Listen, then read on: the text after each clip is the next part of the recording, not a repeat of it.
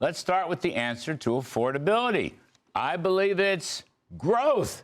In 2026, it's going to start with tax cuts, deregulation, and drill, baby, drill. You want to solve problems?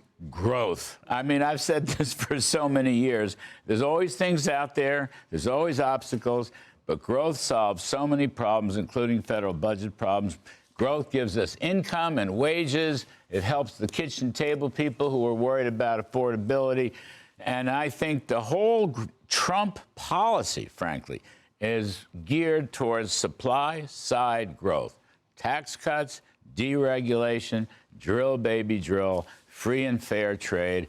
I think that he's right on message. Well, that's why we needed a business person in the White House, Larry. You're absolutely right. And luckily, President Trump's agenda is very much aligned with your thinking. He's cutting taxes. He's cutting the red tape. I love that scene of him in the first Trump administration, Trump 1, when he's cutting the red tape and he's got piles and piles of papers and he cuts the red tape. That's such a huge mover in terms of growth. And, of course, with the energy situation, that kills two birds with one stone. It's not just sparking growth, but it's also reining in inflation, which has also been a priority for this president. You know, this energy thing, it's kind of unexpected, I think, but you're sitting here, West Texas crude. It started at $100 at the beginning of the year. And I don't know, Charles, recent days, it's like the charts have fallen completely. Yeah. Even Brent, European crude, is doing the same thing. I think, Maria's right, it's going to, first of all, affect inflation.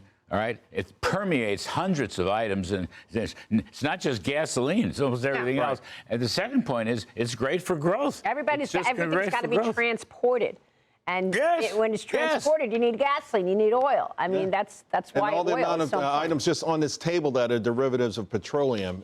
You know, just about everything. So. You're right, and maybe the sweet part next year, too, will be the end of the war in Ukraine. They think that could even bring it down more. Oh, wow. So, you know, again, we had these policies that punish oil, right? We were taking money out of Strategic Petroleum Reserve.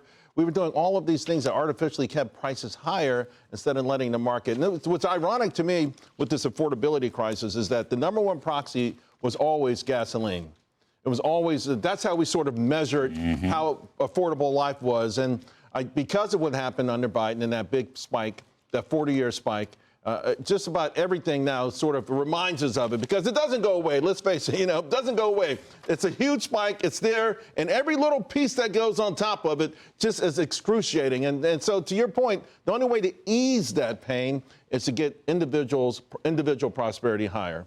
And everything is in place. Everything is in place. Everyone on Wall Street agrees, particularly middle-income families, their wages are going to go up. And the only thing, and we talked about this in the last jobs report, just hope the Fed doesn't say, oh, man, Main Street's making too much money. Let's tamp down on it. Well, no. Every time, good news is bad news as far as the Federal Reserve is concerned. It's ridiculous. Yes, it's going to change. Yeah.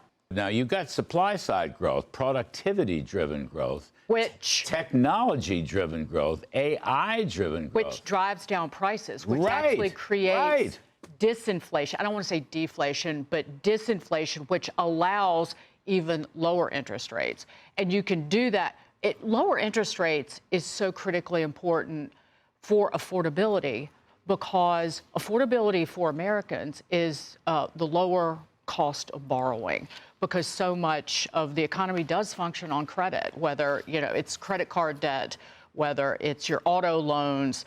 That's affordability. So to fight inflation, but don't forget to fight inflation, Jay Powell was actually creating an affordability crisis. But don't forget the income side, growth. I agree. You grow the economy. Now, this is going to sound crazy, but look, you grow the economy at 5% next year. I think it can go to 5% growth. And that means... That's what Louis Navellier told me. 5% GDP in the coming months. Really? 5% GDP. I love he that. said it on Mornings with Maria. He said 5% GDP is coming because of everything you're just talking about. I love that. And I'm not saying forever, but I'm saying for next year, maybe the year after. What does that do? That puts a lot more money in people's pockets. What a huge number. Paychecks go up. If paychecks are going up and gasoline prices and inflation going down, That's like a shock and awe growth economy. Can I it's say something we haven't seen in years? Yeah. It goes back to Reagan, that kind of thing. Fantastic. the Republicans need to do an even better job, and this is in Congress, of selling the one big beautiful law. Every person I talk to who has tip wages, who has overtime wages in their wages and in their earnings, they have no idea that there is no tax on tips, no tax on overtime. They don't know. They have not even heard about it. I ask everyone. They need to message that because, again, it translates into real wage gains, but also brightens the mood in the country. And also, they need to stop giving handouts out of the White House and out of Congress. The overtime, supersized Obamacare subsidies, that's stimulus. The welfare for farmers, stimulus. The $1,000 checks for kids in the IRAs. Oh, I love that. I know, but it's borrowed money. For newborns?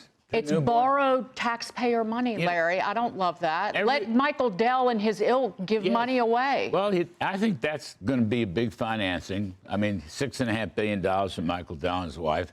That was a wonderful, patriotic thing that he did. Yes. I think, frankly, others will do the same thing.